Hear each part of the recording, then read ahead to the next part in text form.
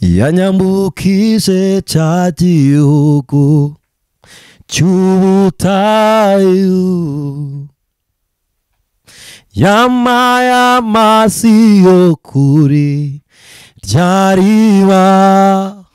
Yesu niwe wenyine wamazi inyota, yanyunjije mu nzira ingeza kwa Data, yanyujije n'inzira ingeza kwa Data.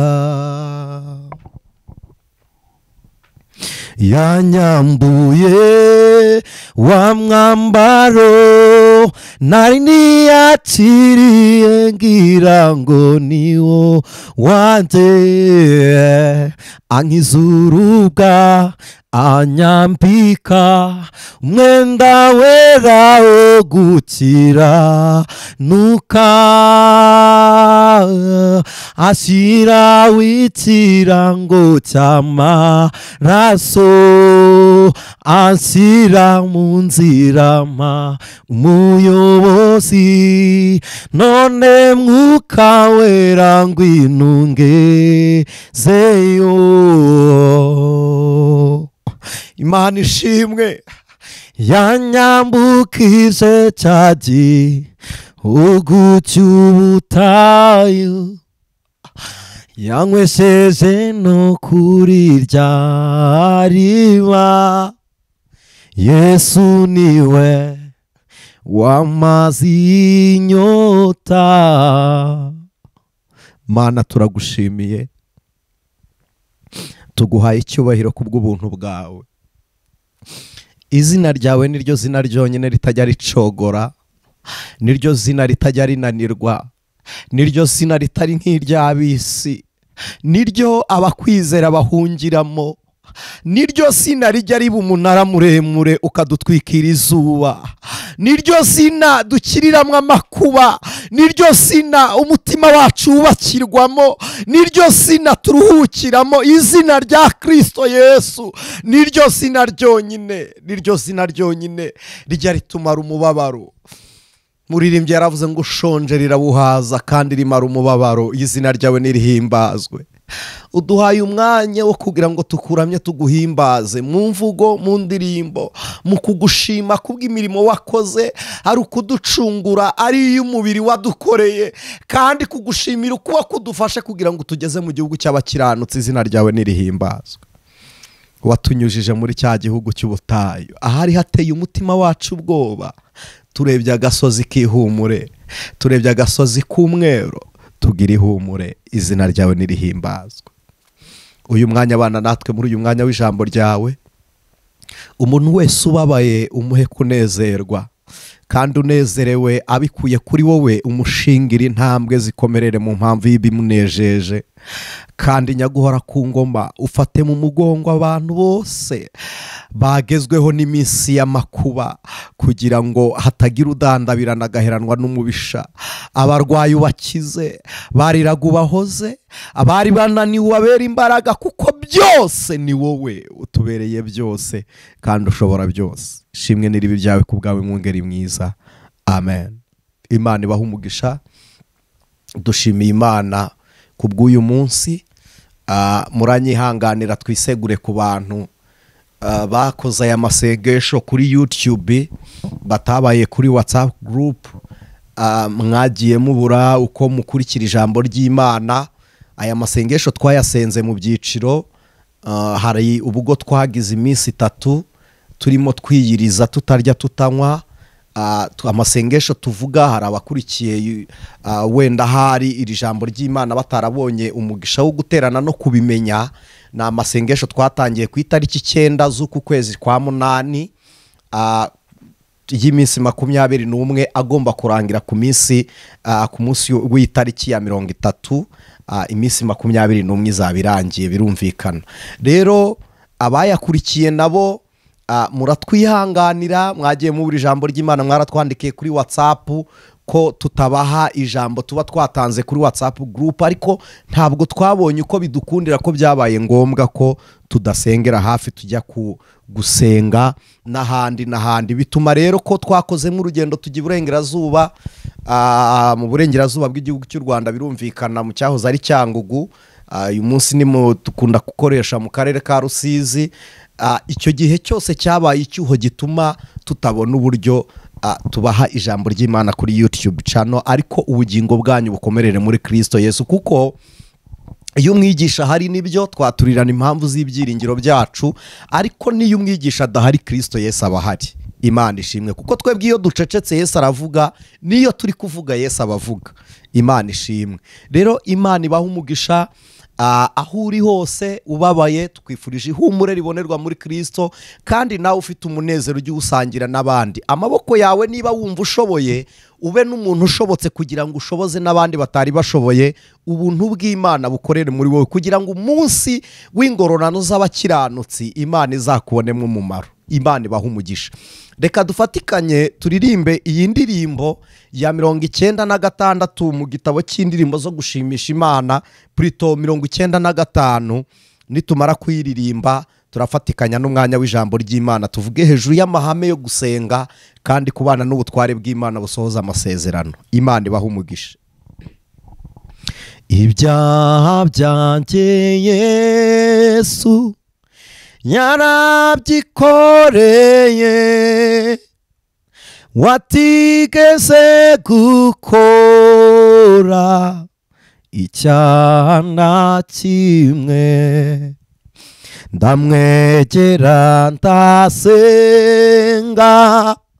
ndumunyabyaha pe, nizera ijambo ryati urababariwe. Ndamwegera ndasenga,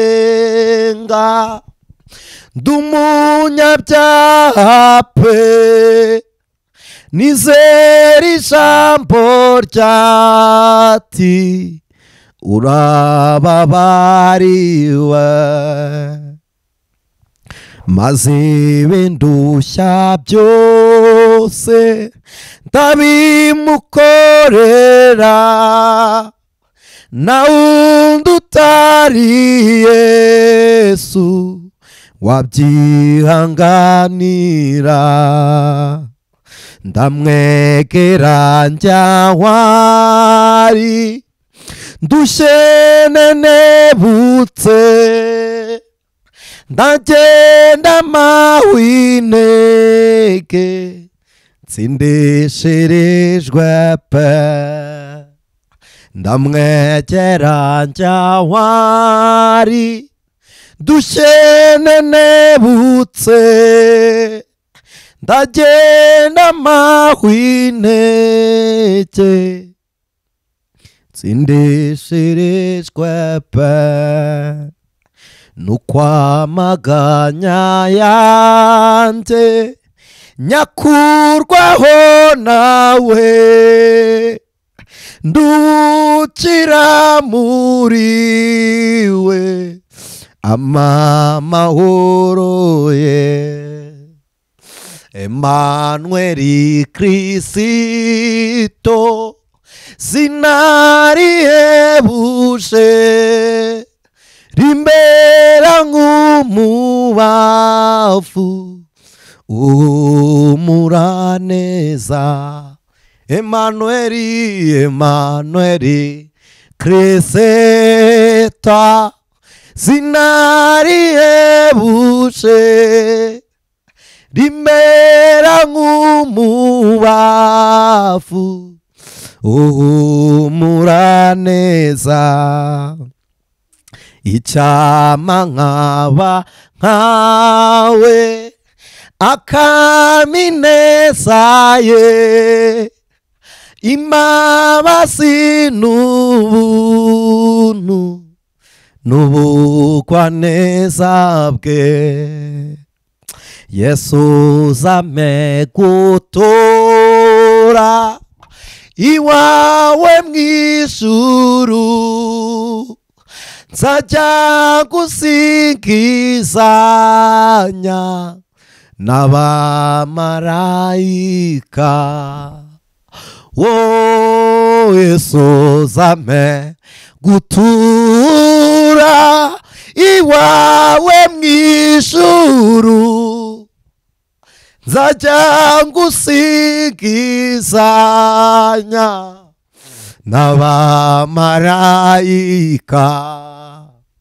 Wowe Emanueli Kristo, sinarihebuje, haleluya, rimbera nk'umubavu uhumura neza.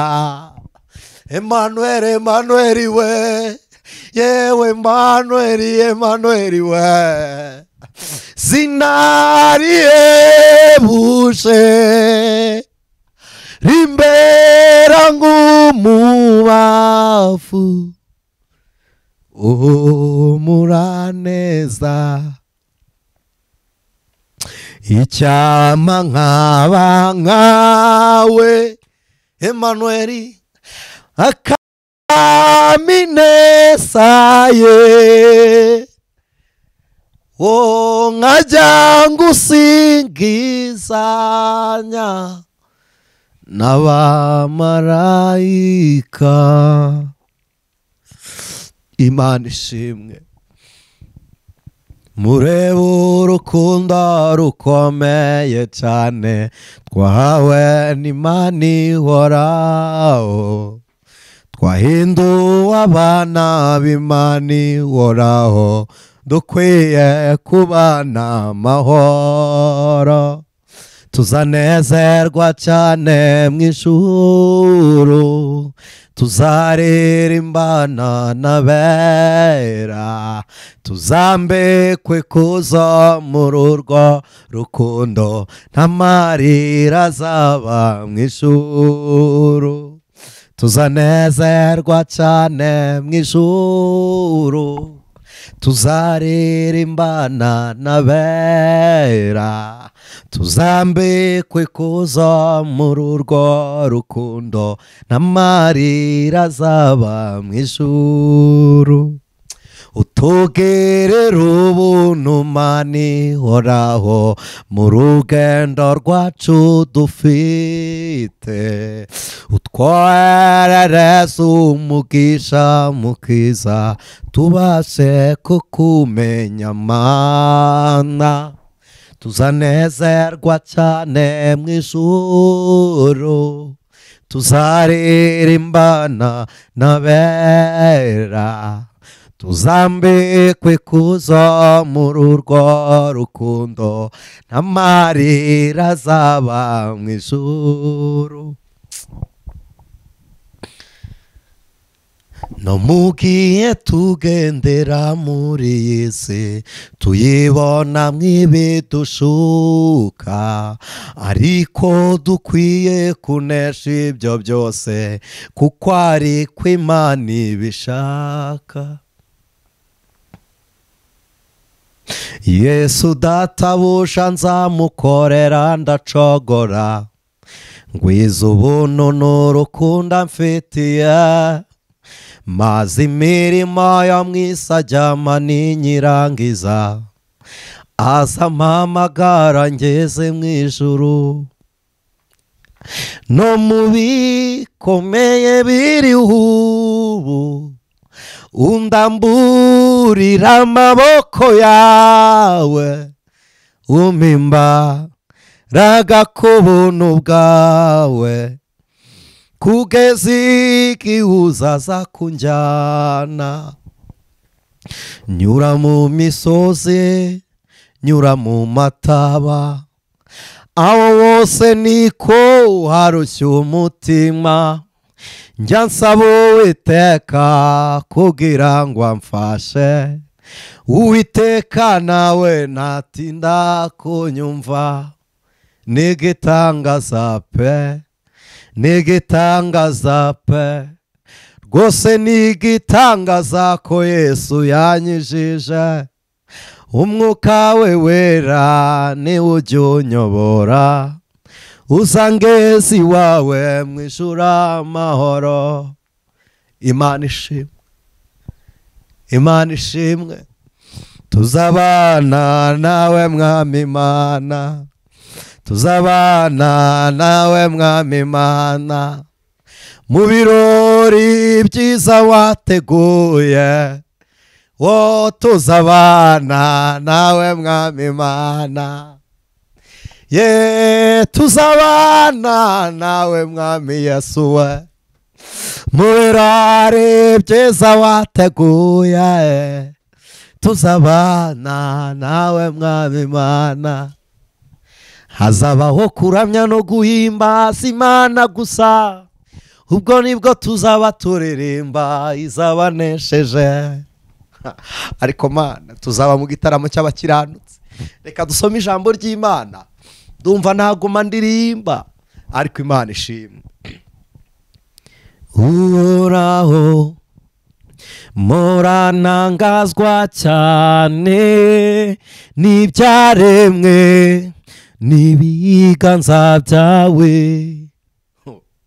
inyenyeri no guhinda kw'inkuba byerekana ububasha bwawe. mwami Imana ndakuririmbira, uri nkuru, uri nkuru. mwami Imana ndakuririmbira, uri nkuru, uri nkuru. iyo ngenda mu ishyamba ry'ikibira numva inyoni uko ziririmba. Mana we, Imana ishimwe ko ibyaremwe byose bihimbaza Imana. Imana ishimwe. reka dusome ijambo ry'Imana, ntaza kubarambira. ubutumwa bwiza bwa Yesu bwanditswe na Matayo, igice cya 6, duhere ku murongo waho wa 5. ubutumwa bwiza bwa Kristo bwanditswe na Matayo, igice cya 6 umurongo wa 5. ngendereye isengesho Yesu yigishije abigishwa gusenga, ko ndagira ngo tuganire ku mahame yo gusenga. duhereye hano kuko ariho yahereye ababwira amagambo yo gusenga. haravuze ngo nimusenga ntimukamere nk'indyarya. cyo ni kimwe, kuko bakunda gusenga bahagaze mu masinagogi no mu nzira ngo abantu babarebe. ndababwira ukuri yuko bamaze kugororerwa ingororano zabo. wehoho nusenga ujye winjira mu nzu, ubanze ukinga urugi, uhere kusenge so mwihereranye, nuko so ureba ibyiherereye azakugororera. namwe nimusenga ntimukavuga amagambo muyasubiramo hato na hato nk'uko abapagani bagira, bibwira ko kuvuga amagambo menshi ari byo bituma bumvirwa. nuko ntimugase nabo, kuko so azi ibyo mukennye mutarabimusaba. 9 aravuze ngo nuko musenge mutya muti: Data wa twese uri mu ijuru, izina ryawe ryubahwe, ubwami bwawe buze, ibyo ushaka bibeho mu isi nk'uko biba mu ijuru.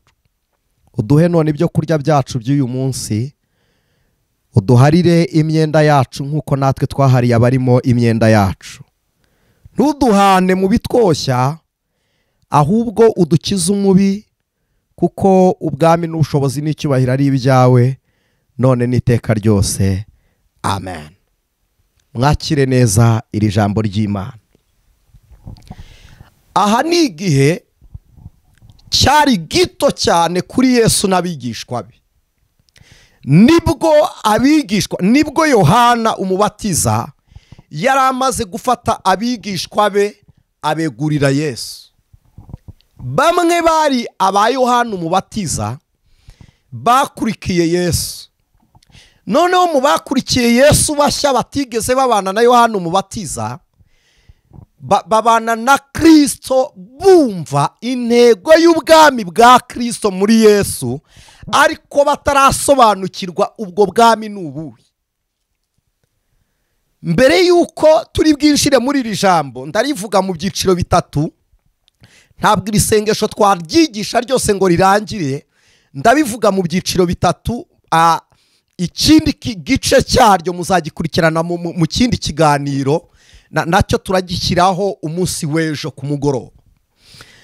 Aha abigishwa bakibana na Yesu bari muri koroni y'ubwami bumwe, ariko kandi bari kumwe n'undi mwami.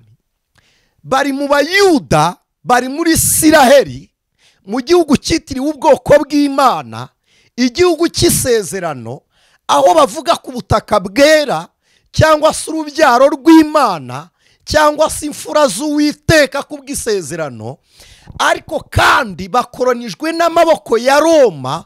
Roma mu batizera, mu banyamahanga, mu batavuka ku isezerano, mu baciwe batemera kujya hera hahera. Kimwe mu bintu Roma yakoreye Isiraheli bakoroniza, yemeye ubutambyi ariko buyoborwa n'amategeko ya Roma. Ikitarayoborwaga n'amategeko ya Roma ni imigenzo n'imihango byo gutambira Imana. Igitambo barakibarekeye, urusengero bararubarekera, amaturo n'ibicaniro babirekera abatambyi. Ariko barangije baravuga ngo mwebwe muzajya muyobora abayoboke banyu kubw'idini ya Kiyahudi, mubayobore baje mu isinagogi. Ariko mu gihe bari muri rubanda mu minsi mutarimo gusenga, muzajya mubaduha, hanyuma twebwe tube tubayoboye. Ukuboko kwa Roma kuragenda kubabaza Abisiraheli, kubacamo n'ibyiciro. Bamwe barigomeka, harimo ba Petero, aribo baturuka mu bwoko bwitwa Abazerote. Bari abarobyi, bakaba abacuzi, bakaba abahinzi, ariko kandi muri bo nta rindi terambere babaga bemerewe kugeraho, kuko ibigo by'iterambere muri Isiraheli byari ibya Roma. Roma ntiyabemereraga kujya kwiga batarayiyobotse. Roma ntiyabahaga akazi muri guverinema batarayiyobotse. Ntabwo byakundaga. Barangije baricara, bareba mu gitabo cy'umuzingo w'ubuhanuzi, babona haranditswe ngo hazaza Mesiya. Barangije babona ko Mesiya azaza kumara intambara. Niko ijambo ry'Imana rivuga. Uwo naza azaca amakuba ayamareho. Abisiraheli barangije baravuga ngo ubwo dukoronijwe na Roma, reka dutegereze mu muryango wo kwa Yuda ahasanzwe haturuka umwami, hazavuka umwami. Uyu mwami azaba ari uw'amahoro, kandi mu mwaka we igihe azazira, abafite imvune zo mu mutima tuvunitse kubw'ibyo tutageraho, kubw'ukuboko kuturemerereye, tuzakira buno buretwa. Kandi imbohe zizafungurwa, kuko Roma yafungaga abacumuye ku mategeko yabo. Umusoro w'igihugu wa Isiraheli wose barawusoreshaga bakawutwara i Roma. Roma akaba ari yibagenera ibikorwa by'iterambere. Mu yandi magambo, n'iterambere rya Isiraheli ryari ryarasigaye inyuma. Ko aba ba Matayo banditse ubutumwa bwiza, yari umukoresha w'ikoro, yari umusoresha, yari prosopteri, ariko kandi ni nawe wayabikaga. Mu gifaransa mubita ba trésorier, je pense. Ntabwo nkizi neza, n'agafaransa gato njya ntora ngakura muri Spaniol. Ariko icyo shaka kuvuga, n'imisoro basoraga aho kugira ngo igirire inyungu igihugu, kandi bimwe mu mutungo igihugu gishingiraho, iyo kitagira umutungo kamere, kigomba kubakira iterambere ryacyo ku musoro. Yes, umutekano w'igihugu ugurwa amaraso. Hari abamena amaraso, hari abitanga kugira ngo umutekano w'igihugu ugerweho. Ariko iterambere ry'igihugu rigurwa umusoro n'umutungo kamere wacyo. Iyo ntawo, imisoro iragora. Abisiraheli rero imisoro yarabavunnye. Nimureba na Yesu baramuteze mu nzira, barambwira ngo mujye mutanga umusoro. Atuma Petero kuroba ifi, asangamo ibiceri, aragenda yishyura imisoro.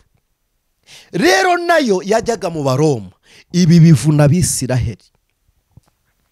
Kudatera imbere kw'igihugu bivuna Abisiraheli. Abazerote barangije baravuga ngo tuzarwana, bacura inkota, mutagira ngo inkota Petero yakatishije uriya mugabo, mutagira ngo nibwo yari yize kurwana. No, abazerote bari abanyentambara kandi icyo biyemezaga kugeraho mu ntambara bakigeragaho.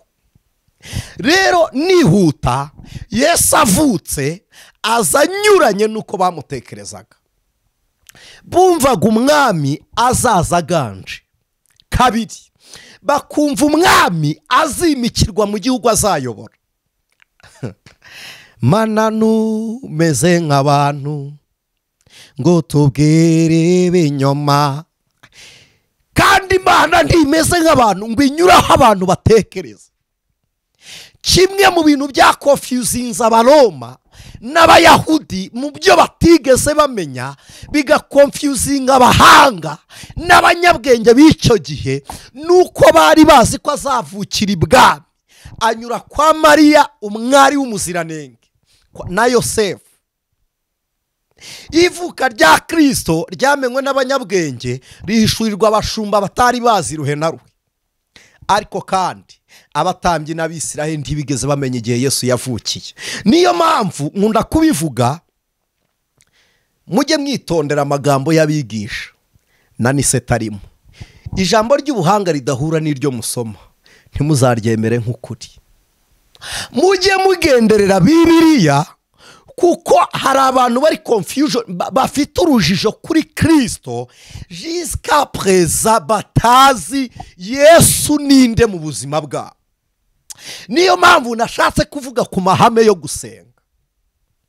Hari abantu bataramenya ngo kwegera Kristo bisaba iki, ariko kandi bakaba bari mu rusengero, bakaba bari muri pastorali, muri evangelization, bakaba bari muri postros n'abapotre n'ababishopu, juste barashaka ngo abakristo bayoboke Imana ibarimo. Ntibazi ko Kristo barimo ni muto angana nuko bizera, ariko Yesu twizera ni munini tudaciye mu bantu. Yesu wabambwe agatsinda urupfu ni munini n'ubuzima buhoraho. Naho Kristo mwizerera mu bantu amarana nabo igihe gito kingana n'igihe bizereye. Uwo ni muto cyane.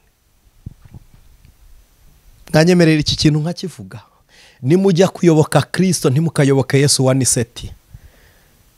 Reka ibi mbivuge nshize amanga, kuko Aniseti hari aho mba mutari.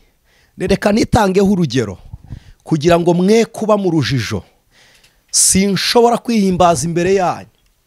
No, ndahimbaza Kristo, kandi nta na kimwe mbabwira ngira ngo munezerwe kubwo umunezero mpawe n'umubiri. Oya, bitari iby'umwuka ururimi ruzagobwe n'ibyo mvuga bishire.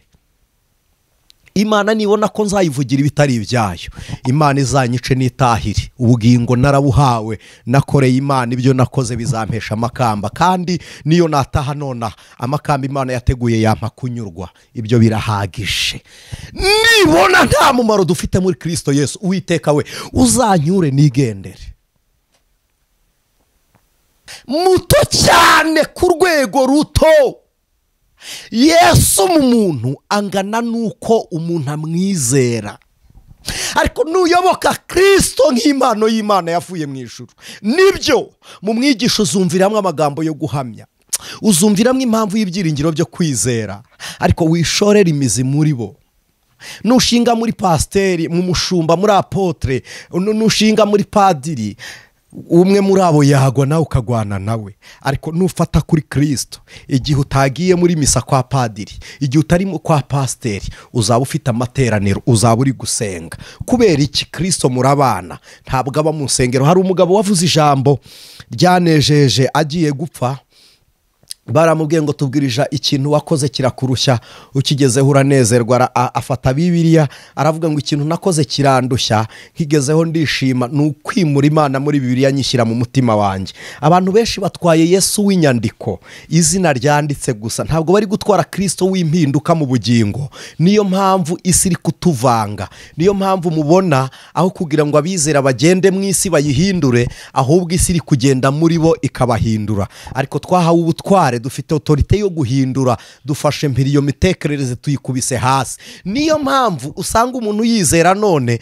ejo agahinduka akavuga ngo narabibonye, ngo ntabwo ari ngombwa kujya gusengera mu rusengero. No, igihe ufite umwanya jya guterana ahantu hitiriwe izina ry'Uwiteka, kuko mujya mu bindi bitaramo ibyitiriwe Imana nibyo muri kubona bitakiri ngombwa. Urataha amakwe za anniversaire, urajyamo amapati runaka urayajyamo, ariko nshuti z'umusaraba mwe kwizera amagambo y'ibinyoma mubwirwa n'imitima yanyu mu gihe cyo gucogora kwanyu. Ahubwo subiza amaso inyuma urebe igihe wari umunyembaraga wakoranye na Kristo gute. Nusanga nabwo waracogoye, umanike amaboko umubwire ngo ni wowe mushoboza wanjye. Imana ibaha umugisha. Abazerote baravangiwe, abayuda baracanganyukirwa. Kubera iki? Yesu uje ntabwo avukiye mu muryango ukomeye. Niki gituma atavukiye mu muryango ukomeye? Dore igitangaza, mu nyumve nshuti z'umusaraba, Kristo yaje nk'umubare. Umubare utangira urasuzuguritse, rimwe ni rito cyane, unité de base ni rimwe, ni gato cyane. Umubare munini ubaho ni 9. Murabizi ko imibare idashira, abizi imibare barabizi. Umubare munini ubaho ni 9. 10 ntabwo ari umubare, ahubwo ibibaye imibare. Juste ubwo ni nombre benshi ihetswe na unité de base.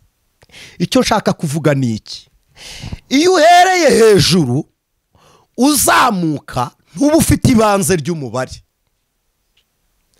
ariko iyo uhereye hasi uzamuka imibare yose uyimarayo.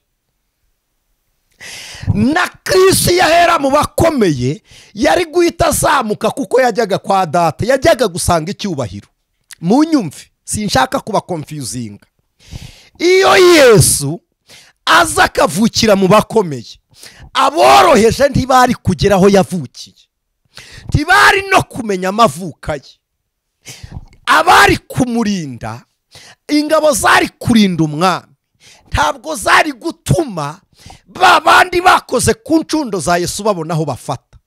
Ntabwo Zakayo wuriye igiti yari kubonana na Kristo. Kubera iki? Aba bodyguard ntibari kumwemerera. Yesu aremeye, aravuga ngo reka mpombe icyo cyubahiro kizambuza abantu, kuko ari bo nshaka, abo nzabona suzuguritse nibo bazama icyubahiro. Tone boria donance dra, abo bazaza muri kwa guca bugufi kwanjye, nibangeraho bazahishurirwa icyubahiro cyanjye, bampimbarize muri Data. Imana ishimwe, nanjye meshe Data wa twese icyubahiro. Niyo mpamvu ndi busiga icyubahiro. Oria mone border stars. Imana ishimwe. Aremera, asiga bodyguard, asiga ingabo, asiga reshiyo yo mu ijuru. Aravuga ngo aho ngiye nimundinda aboroheje ntibazangeraho. Ntabwo nzagera inayini kwirimbi, ntabwo nzajya kwa Yayiro gukiza. Aravuga ngo reka nsiga icyubahiro, siga ubutware, siga ubumana, siga ubwiza, sige byose. Ijambo ryarambwiye ngo yabonye ko kwitwa Imana atari ikintu cyo kugundirwa, ngo yemera kuba umugaragu. Kubera iki? Umugaragu akorera abandi, akorera abandi.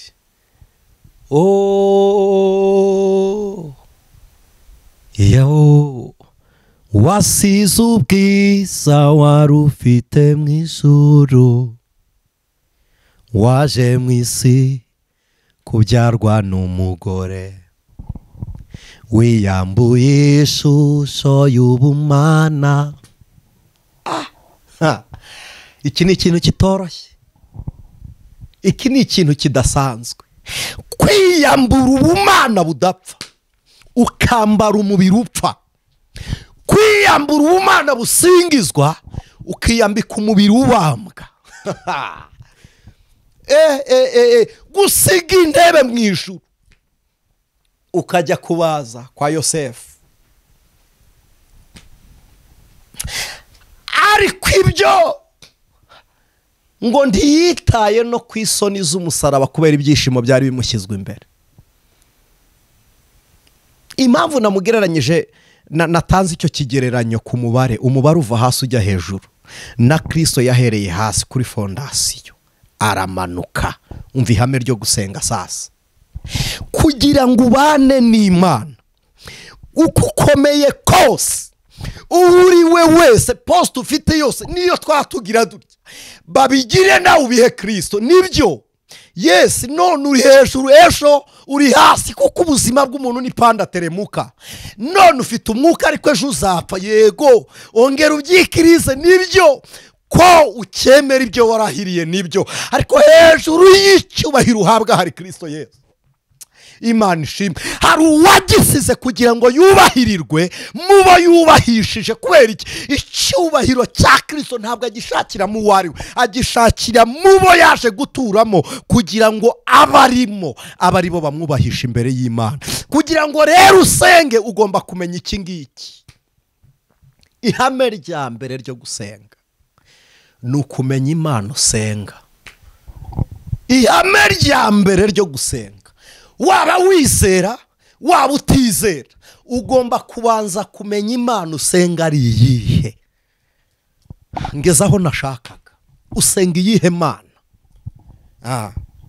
Ni Berizeburi, ni Bari Maraduki, ni Ashera, ni Nehoshitani, ni Ashitaroti, ni iyihe Mana?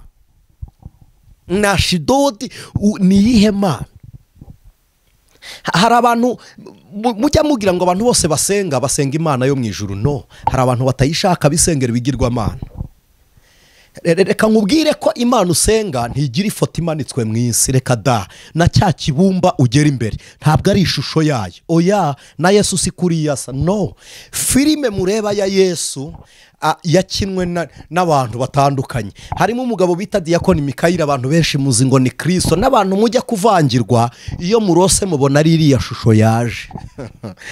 Ntabwo uriya ari Yesu, nta nubwo uriya mugabo ari umukristo, ntabwo akijijwe.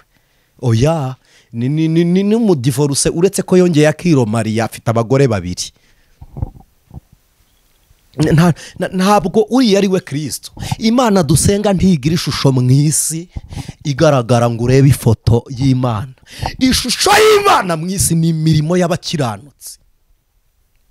Imana mu isi ibonekera mu mirimo y'agakiza kabonerwa mu bakiranutsi. Guhamya ko abakiranutsi niko kugaragara kw'Imana. Kubera ko imvuze ibindi mwaba confusion, ariko ndagira ngo mbabwire ahantu Imana igaragarira ni mu mwuka wera. Ariko umwuka wera ishusho ye ni imirimo ukoresha, umuntu ukoreramo. Ishusho y'umwuka wera ni imirimo y'umwuka mu mukiranutsi. Iyo mirimo bwa mbere ikuzanira gutsinda ibyaha no guca bugufi.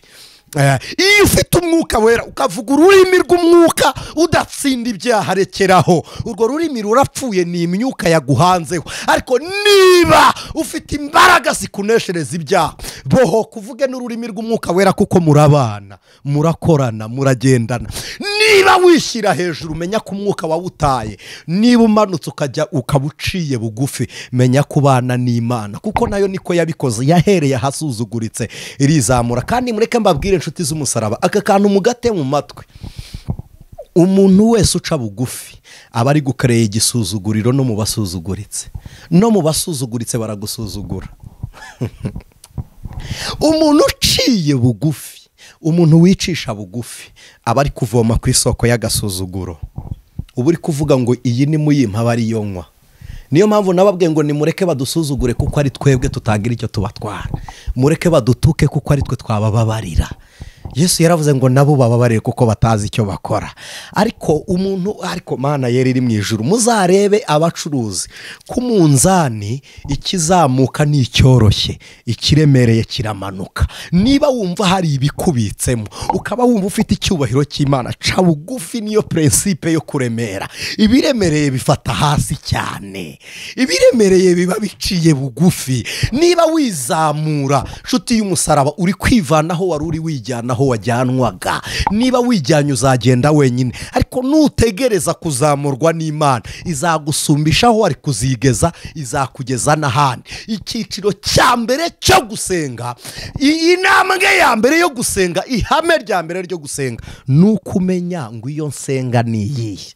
Nerekera hafi aha ngasoreza hano. Nerekera hafi ngasoreza hano. Umuntu umenya iyo asenga agomba kubyarwa nayo, akakorana nayo ari umwana wayo. Kubyarwa n'Imana ni ukwemera Kristo nk'umwami n'umukiza w'ubugingo bwawe. Ubu byawe n'Imana, kandi kubyarwa n'Imana niko kubyarwa n'umwuka wera. Abantu benshi mujya muba confusion ku mwuka wera. Imana nidushoboza tuzahigisha ku mpano z'umwuka n'imikorere yawo n'uburyo impano z'umwuka wera zikoreshwa. Ariko uyu mwanya reka mbabwire ngo kwizera Kristo ni ukubyarwa n'umwuka wera.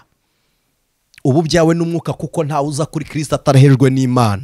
Imana ikorera muri ubwo buryo bw'umwuka, umwuka wera agatsinda umutima wawe. Iyo utsinzwe n'ijambo ry'Imana ukorohera Imana, warangiza ukemera, ubu byawe n'umwuka abagucuze, abakugize uwo yashakaga kubaho. Iyo watuje akanwa, umwuka abasohoye ibikubamo. Niyo mpamvu mujye mukunda kwatuza akanwa. Haje modere muri ino minsi bababwira ngo mujye mwizera, ngo imbabazi mwizere muzihabwe, ngo nimwongere kwatura. Iyo watuje akanwa uba uri gusiga espace muri wowe, uba uri gusiga umwanya vide muri wowe, aho umwuka wera aza akagira icyicaro. Uba uri kuruka ibibi wakoze.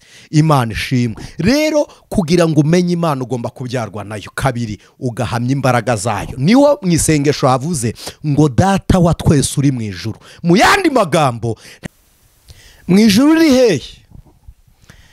Imana yatanze isezerano iri Abisiraheli, irababwira bari kuva mu gihugu cya Egiputa ngo nzabaha igihugu cy'amata n'ubuki. Igihugu ntabwo ari igihugu nk'ubutaka, si igihugu nk'imigezi.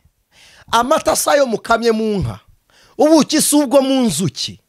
Nubwo byari ikimenyetso cya Isiraheli ko niyo yari kungahaye kuri ibyo, ariko kandi igihugu cyacu ni Kristo, niwe buturo bw'abera, kuko nta handi abantu batura uretse mu gihugu. Yesu nawe yaravuze ngo nibuba muri nge, amagambo yanjye akaba muri mwe, muzasaba icyo mushaka. Kuba muri Kristo bidutuza mu Mana, kuko na Yesu atuye muri si. Kandi ikindi, ijuru ribonerwa muri Kristo, kuko niwe wicaye iburyo bw'Imana. Niyo mpamvu na Pawulo atanga urwo rugero, nubwo yabivuze mu ijwi rirerire ry'umwuka, yaravuze ngo natwe yaratuzuye, ubu twicaye iburyo bw'Imana, turabera n'abaziranenge. Iburyo bw'Imana si uko ari mwe mutuyeyo, ahubwo hicaye Kristo Yesu watuzamuye nk'abera bamwizeye. Aho niwe mu ijuru. Kubera iki? Iyo umuntu yizeye, ijuru riri muri we, kubera ko Kristo atuye muri wowe. Kuba atizera, ijuru riba mu kure, riri kure y'imitekerereze. Za telesikopi ntizirebayo, ntacyo kajuru kijyayo, nta satellite iriyo. Ariko kubizera, ijuru riri muri twebwe. Haleluya! Niki gituma dukumbura ijuru? Kandi muzapereze biological, nta muntu ukumbura icyo atarabona. Kuki dukumbura ijuru? Nuko ubugingo bwacu buryicayemo, bureba ibyiza byo muri ryo, bukaza kuri dukumbuza.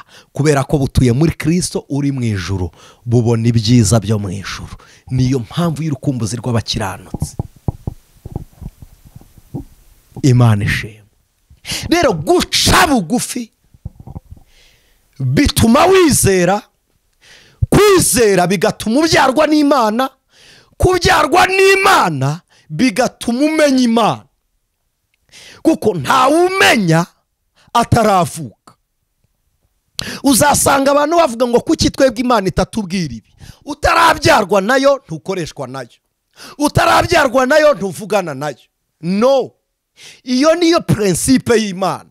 Ikwigaragariza uru rubyaro rwayo, sino ni mu bibi. Kuko Farawo yamenye Imana atayimenyeshejwe no kuyizera, ahubwo yayimenyeye mu kucyaha kwayo. Abatizera bamenya Imana mu gihe cyo guhanwa nayo, ariko abizera Imana bamenya Imana mu gihe cyo kubyarwa nayo, bakamenya Imana mu gihe biyicurira ngo bayihamye. Rero iyo umuntu amaze kumenya Imana, ihame ryo gusenga urayihamya. Mbere yo gusaba uhamya Imana Data wa twese.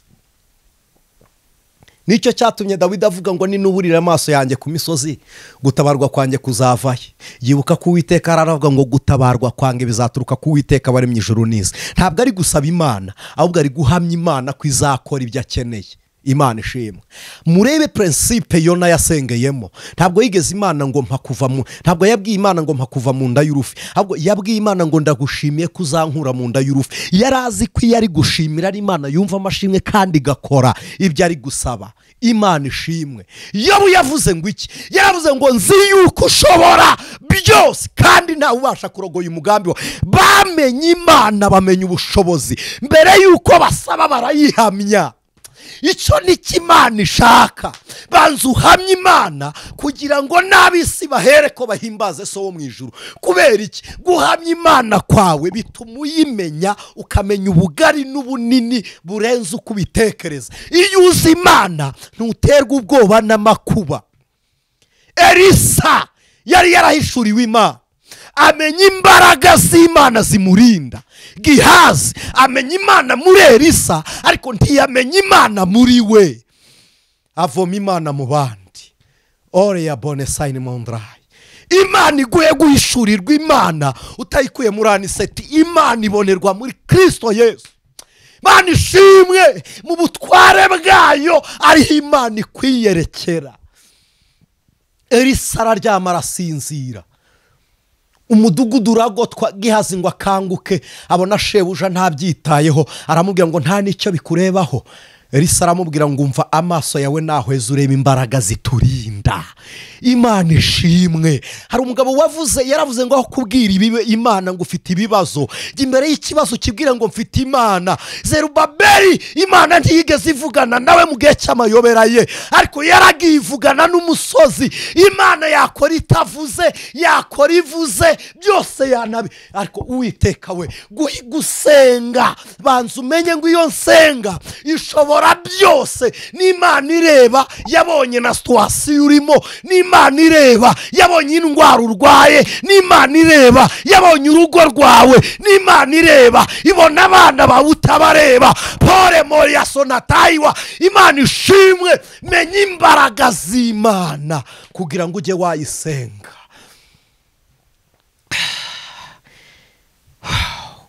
Iyo umuntu atazi Imana ntamenye ibyo ayisaba. Iyo umuntu atazi Imana ntamenye uko ayitwara imbere. Iyo umuntu atazi Imana ntamenye uko ivuga. Iyo umuntu atazi Imana niyikoze ntamenya ko ari yo. Banza umenye Imana uzamenye n'imirimo yayo. Numara kuyimenya uyihamye. Ibonekera muri nde? Imana wayimenya gute? Muri Kristo Yesu. Abahanga scientificoma Imana, abahanga babizera ariko bamenyera Imana mu byo yaremwe. Mu byo yaremye ibyo biri very cheap, biraciriritse. Abarokore b'abanyantege nkeya bamenyera Imana mu bitangaza Imana yabakoreye. Ibyo biraciriritse. Birasobanuye ngo iyo mirimo iyidakorwa Imana ntiyari kubihari. Biravuze ngo ibyo biremwa bitaremwa Imana ntiyari kubihari, ariko iriho itararema, iriho yanaremye. Abahanga mu kwizera bakuze bari ku rugero rw'agakiza bamenyera Imana mu gukiranuka kwayo. Imana igaragarira mu ruhande rwo gukiranuka kwayo. Ndagira ngo uganire n'uwo musozi ukuri imbere, umenyesha Imana yawe. Banza uhamye Imana. Erega Imana dufite mu kuboko kwayo niyo ifite mw'abana b'ingumba. Iyo barekuye wabyara benshi. Mu kuboko kw'Imana ifitemo akazi kenshi ku buryo nawe utarize ishobora kuguha igikampani ukakimanaginga. Ntabwo Imana ikoresha abantu bitewe na niveau d'étude, no. Ntabwo igihamagara abashoboye, ahubwo ishoboza abo yahamagaye. Upfa kuba ushobotse wowe. Reka banza uhamye imbaraga z'Imana. Mu ndwara ufite wowe urwaye wari uriho, ariko mbere y'uko ubaho Imana yakubumbabumbye mu gataka. Ako karwara kaje mu muntu uhari. Ntabwo indwara yari kuza idafite aho ifata, kuko abataravuka ntibarwaye, harwara uwavutse. Abo bataravuka bari mu migambi y'Imana, baturuka yari bazima bejejwe bakarwara bageze mu mubiri. Rero byoroheye Imana kugukiza. Ukuguru yanaguteraho waranagucitse, ibyo ni ibintu byoroshye. Imana ishobora byose. Banza umenye iyo Mana uri gusenga. Ni Imana ikinga ijoro ikarifata mu kiganza igatanga amanywa. Ni Imana ifata amanywa igatanga ijoro. Ni Imana izi uburemere bw'amazi yo mu nyanja ni Imana izi umuyaga uhuha uvuye he. Imana ni inyembaraga yamanitse ikirere ntawe uyifashije, idendeza inyanja ntawe uzi isoko y'amazi. Mwebwe muzi za evaporasiyo, ariko amazi yiyevapora yavuye mu yandi atarabaho yari ari hehe. Mwebwe muri abahanga kuko mugendera mu kirere cyaremwe nande se? Imana ni umuhanga, ni umukozi w'umuhanga. Igitangaje mu bwenge bwawe nawe ujya wibeshya, birasobanuye ngo ubumenyi bwawe ntibuhagije kuri wowe. Ariko Imana ntijya yibeshya, ntinabeshya, ntikiranirwa. Nawe urebe intege nkeya zawe aho ziri, gukoresha umukozi ari wowe ushoboye ukamwambura. Mu yandi magambo ukarya aboroheje, kandi aboroheje bari gutungwa nawe wumve urugero rwawe, nawe wumve kuba uri umuntu mukuru ukarenganya abatoya, nawe wumve kuba uri umuyobozi ukarenganya abaturage. Ibyo bisobanuye ko n'ubutware bwawe utazi kubukoresha, utazi n'icyo bukumariye. Ariko Imana iri hejuru ya byose, ntirenganya. Banza umenye Imana ujye wayihamya kugira ngo ubone gusenga. Ntabwo wasenga iyo utazi.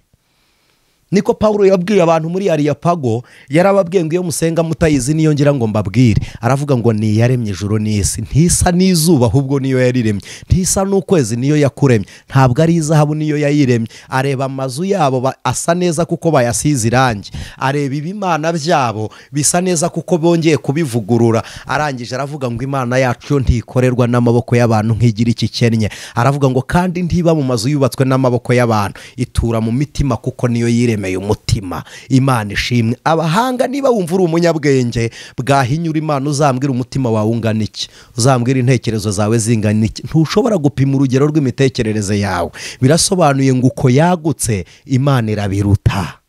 Imana irabiruta.